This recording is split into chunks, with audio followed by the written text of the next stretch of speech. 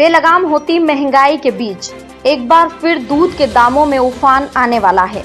अप्रैल माह से दूध 3 रुपए प्रति लीटर महंगा हो जाएगा। दूध के दाम बढ़ाने पर व्यापारियों ने बैठक कर फैसला लिया। किसानों ने दूध के दाम 55 रुपए प्रति लीटर करने की बात कही थी, लेकिन व्यापारियों का कहना है कि वे 3 रुपए ही दूध के दाम बढ़ाएंगे। बढ़े हुए दाम भी 1 मार्च से नहीं 1 अप्रैल से लागू होंगे। भाव बढ़ने के बाद 1 अप्रैल से आपको दूध 49 रुपए प्रति लीटर मिलेगा। अब दूध 46 रुपए प्रति लीटर मिल रहा है, जो 3 रुपए बढ़ने के बाद 1 अप्रैल से 49 रुपए लीटर में उपलब्ध होगा। बैठक में ये तय किया गया है कि 46 रुपए में किसान गाड़ी वालों को देंगे, 47 रुपए 50 पैसे लीटर में व्यापारियों तक पहुंचेगा और व्यापारी 49 रुपए लीटर में उपभोक्ताओं तक बिक्री करेंगे।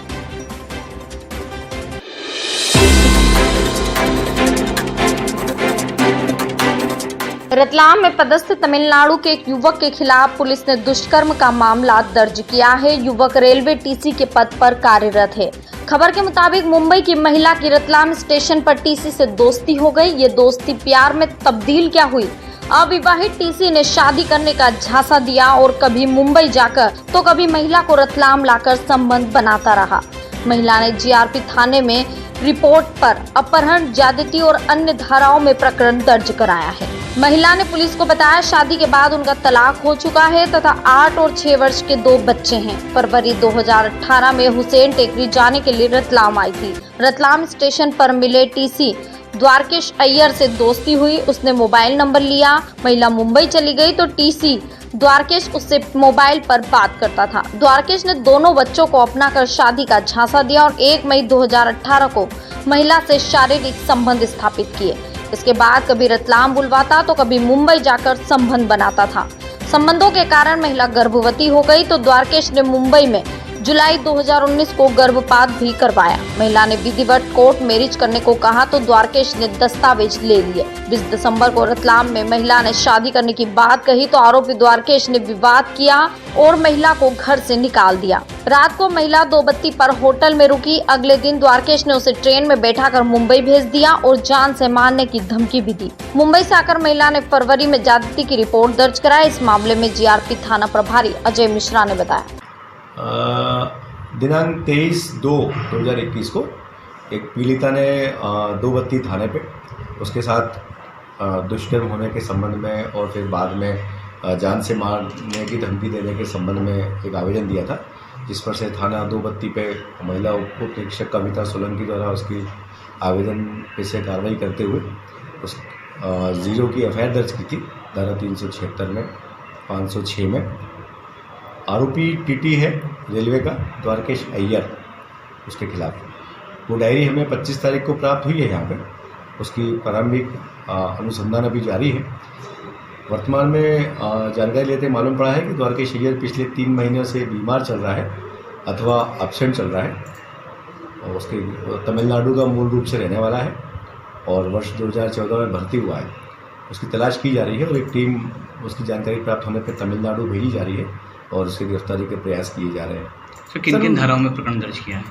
धारा 376 है, 376, 506 भादवी, दुष्कर्म और जान से मारने की धौंस देने का मामला है।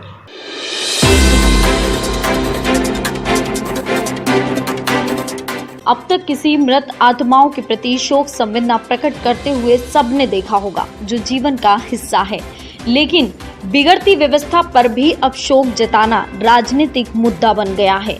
शहर के एकमात्र विकसित खेल मैदान नेहरू स्टेडियम, जिसे पोलो ग्राउंड कहते हैं, अव्यवस्था का शिकार होकर दम तोड़ चुका है।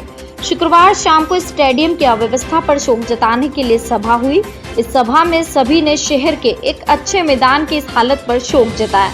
सिर्फ इतना ही नहीं, नेहरू स्टेडियम की तस्वीर पर हार फूल भी चढ़ाए। शोक सभा का आयोजन भारतीय राष्ट्रीय छात्र संगठन NSUI और कांग्रेस से जुड़े पदाधिकारियों ने किया।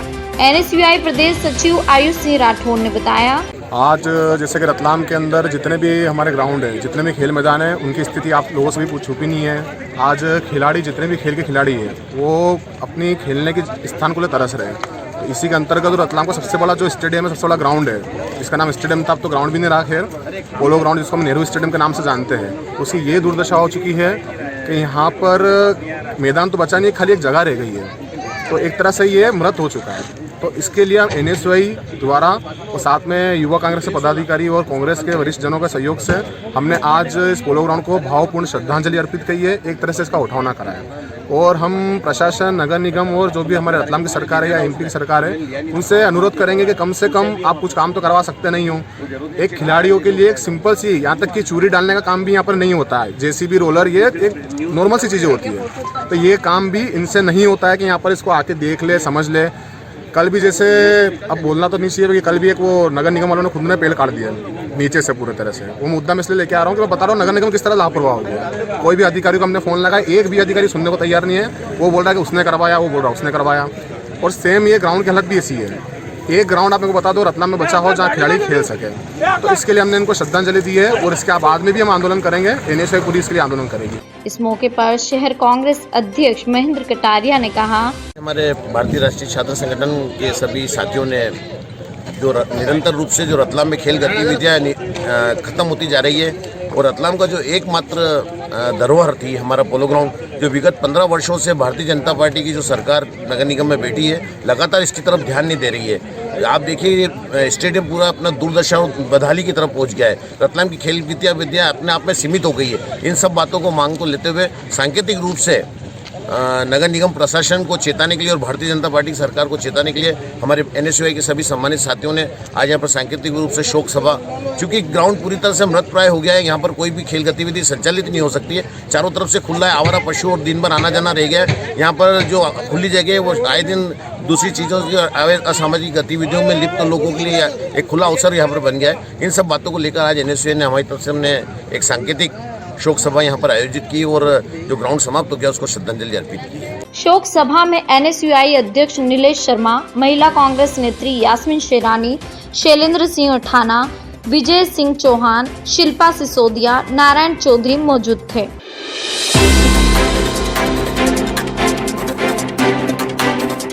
अब किसी की थाली नहीं रहे खाली, कोई नहीं रहेगा भूखा। प्रदेश के साथ रतलाम मुख्यालय पर भी शुक्रवार को 3 स्थानों पर दीनदयाल अंत्योदय रसोई का शुभारंभ किया गया। रतलाम में सिविक सेंटर, अंबेडकर भवन तथा त्रिपोलिया गेट पर दीनदयाल रसोई आरंभ की गई, जहां निर्धन व्यक्तियों को 10 रुपए में भरपेट भोजन थाली की सुविधा मिलेगी। रतलाम में सिविक सेंटर पर आयोजित कार्यक्रम में निगम आयुक्त सोमनाथ झारिया, कार्यपालन यंत्री सुरेश व्यास, GK जायसवाल, श्याम सोनी, राजेश परमार, नितिन तिवारी, APC कपिल मारोठिया तथा भाजपा नेता उपस्थित थे। योजना का मुख्यमंत्री ने वीडियो के माध्यम से शुरुआत। कार्यक्रम पश्चात दीनदयाल अंत्योदय रसोई प्रारंभ करते हुए निर्धन व्यक्तियों को भोजन परोसा गया। वर्तमान में प्रातः 10 बजे से दोपहर 3 बजे तक राष्ट्रीय अवकाश, होली तथा रविवार को छोड़कर प्रतिदिन 10 रुपए में भोजन की थाली उपलब्ध कराई जाएगी, जिसमें दाल, चावल, सब्जी, रोटी, कड़ी मिलेगी।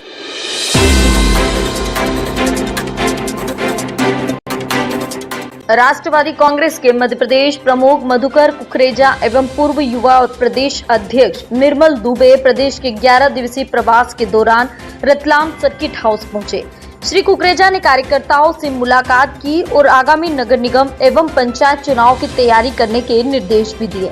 उन्होंने प्रेस वार्ता में कहा कि वे यहां पर संगठन को मजबूत करने अल्प प्रवास पर आए हुए हैं। उन्होंने कहा, अभी तक मध्य प्रदेश में कांग्रेस पार्टी से समझौता होने से एनसीपी अपने उम्मीदवार नहीं लड़ती थी, लेकिन अभी शरद पवार के निर्देश के बाद मध्य प्रदेश में एनसीपी फ्री हैंड है और वह चुनाव लड़ने को तैयार है। चुनाव के संबंध में आपकी पार्टी अब आगे क्या कार्रवाई? यहाँ पर पार्टी चुनाव लड़ेगी और हम अपनी ताकत पर लड़ेंगे।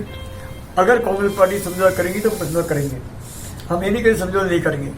और कांग्रेस पार्टी भी समझौता न करे, कोई भी क्षेत्रीय पार्टी समझौता करेंगी तो राष्ट्रीय कांग्रेस पार्टी या समझौते के लिए तैयार है। और नगर निगम के चुनाव में कुछ भी हो, पार्टी अगले बार चुनाव लड़ेगी।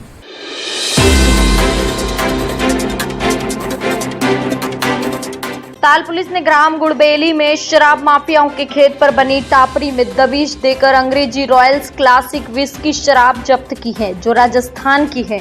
देसी मदिरा मिलाकर 6 पेटी शराब बरामद हुई है। पुलिस के दबिश देते ही एक शराब तस्कर मौके पर पुलिस के हत्थे चढ़ा, वहीं दूसरा फरार हो गया।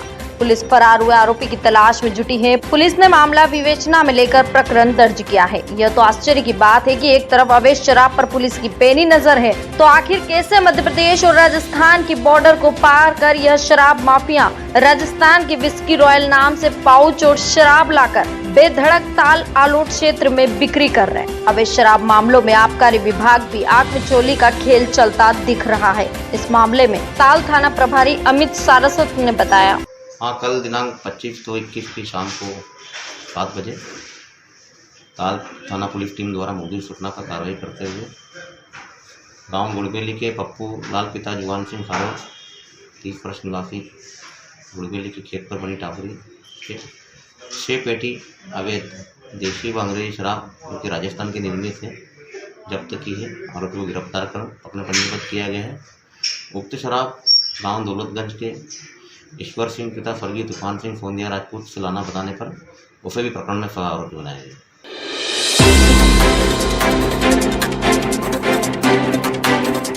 Rabindranath Tagore school friend forever group के 40 वर्ष पुराने मित्रों ने समाज सेवा में भागीदारी करते हुए शहर को 2 इलेक्ट्रॉनिक ऑक्सीजन मशीन की सौगात दी है। रतलाम शहर में कोरोना काल में मरीजों को ऑक्सीजन की कमी के कारण होने वाली दिक्कत को देखते हुए रतलाम शहर के मरीजों को आवश्यकता अनुसार निःशुल्क उपलब्ध कराई जाएगी। इस हेतु हमारे ग्रुप के साथियों द्वारा मशीन लेने पर जो शर्तें बताई जाएगी उनका पालन करना अनिवार्य है। मशीन के लिए चंद्रप्रकाश व्यास, पंकज कोठारी, दीपक जैन, पवन सोमानी, विजय सिंह चौहान, रितेश भाई, नोमान अली से संपर्क किया जा सकता है।